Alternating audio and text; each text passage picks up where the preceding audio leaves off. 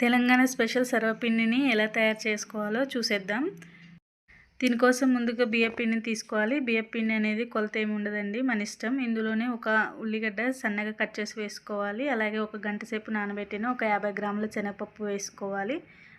అలాగే ఒక 20 గ్రాముల వరకు నువ్వుల్ని వేసుకోవాలి. ఇప్పుడు ఇందులో మనకి టేస్ట్కి తగ్గట్టుగా సాల్ట్ అలాగే కారాన్ని వేసుకోవాలి. కారంతో పాటుగా ఫ్రెష్గా దంచిన అల్లం వెల్లుల్లి పేస్ట్ అలాగే సన్నగా కట్ చేసిన కరివేపాకును వేసుకోవాలి.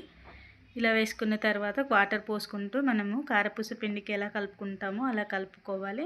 ఇలా కలుపుకున్న తర్వాత ఇప్పుడు మనము ఒక పెనము లేదా గిన్నెను తీసుకొని దానికి ఆయిల్ అప్లై చేసుకొని దీన్ని ఒక ఉండలాగా తీసుకొని దాని మీద స్ప్రెడ్ చేసుకోవాలి.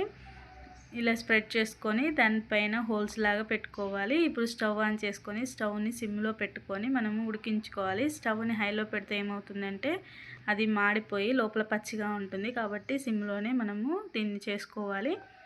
ఇప్పుడు ఆయిల్ పోసి దానిపైన మూత పెట్టేసి ఒక 5 to 10 మినిట్స్ ఉడికిన తర్వాత మళ్ళీ తిప్పి మళ్ళీ ఉడికించుకోవాలి. అంతే, మనకి సర్వపిండి రెడీ అయిపోతుంది.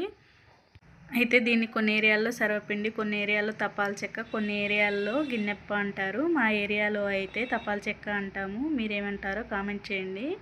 మన వీడియో నచ్చినట్లయితే లైక్ చేసి మన ఛానల్ని సబ్స్క్రైబ్ చేసుకోండి. Thank you for watching.